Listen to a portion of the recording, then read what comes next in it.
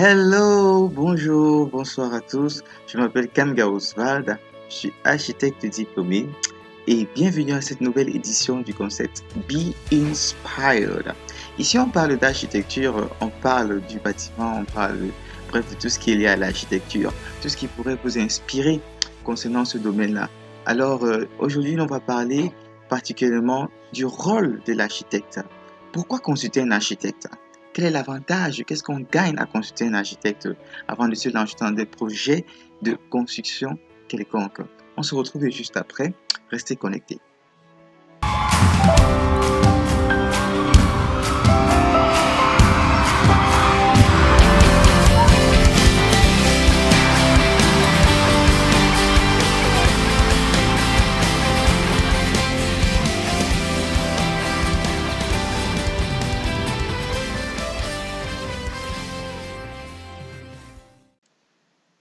Ok, de retour. Nous voyons donc pourquoi consulter un architecte. Avant d'aller plus loin, il serait donc judicieux pour nous de déjà définir ce que c'est qu'un architecte.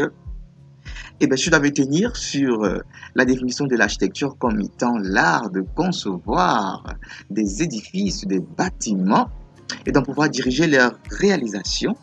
Eh bien, tout simplement, l'architecte va être cet individu diplômé, qualifié, qui a des compétences pour pouvoir faire ce travail. Aussi simple que ça. Et donc, que gagne-t-on à consulter un architecte? Vous allez voir. Ici, en un, j'ai la garantie d'avoir une construction fiable et légale.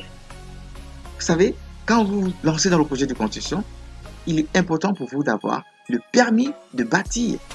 Ce permis de bâtir vous est octroyé par la mairie ou la communauté urbaine de la zone dans laquelle votre parcelle ou votre terrain se trouve. Eh bien, devinez qui a les compétences requises pour faire ce travail de plan, pour produire le dossier de permis de bâtir? Eh bien, c'est l'architecte. Alors, l'architecte va gérer la partie administrative, la partie structurale, la partie architecturale du dossier permis. Et il va même aussi d'ailleurs signer.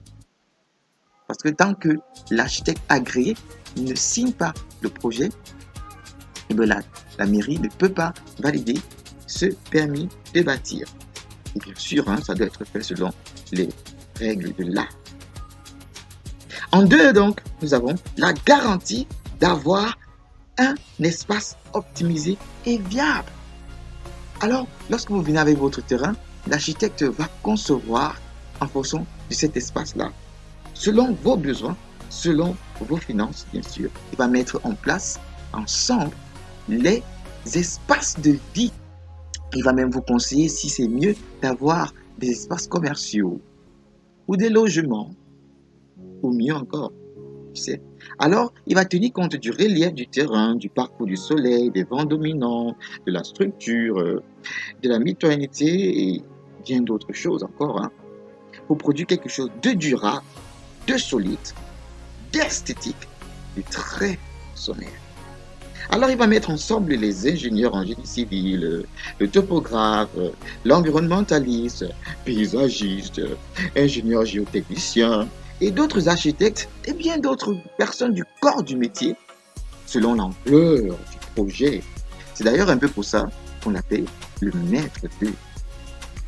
En trois ici, on a qu'il vous épargne carrément du stress, de suivre, encore de coordonner les activités du chantier.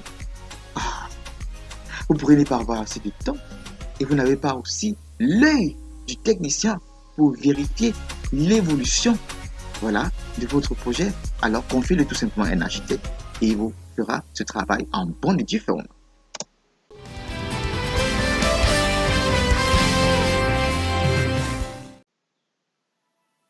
Alors, dans la rubrique Bon à savoir aujourd'hui, nous apprenons le thème mitoyenneté. Mitoyenneté qui est un terme du droit et qui renvoie en fait à deux personnes étant copropriétrices d'un même bien. Alors, en anglais, on dit joint ownership. Et pour le mur mitoyen, par exemple, on va donc voir ce mur-là qui sépare deux voisins. Et donc, chaque voisin ont des droits sur ce mur.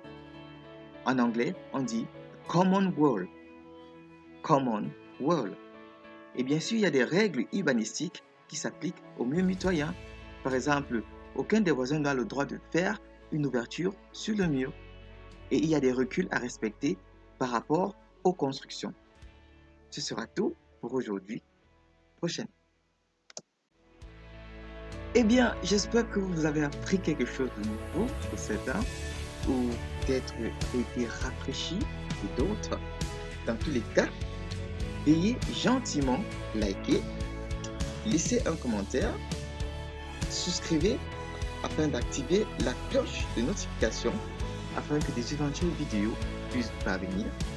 Et jusque-là, restez bénis et surtout, be inspired.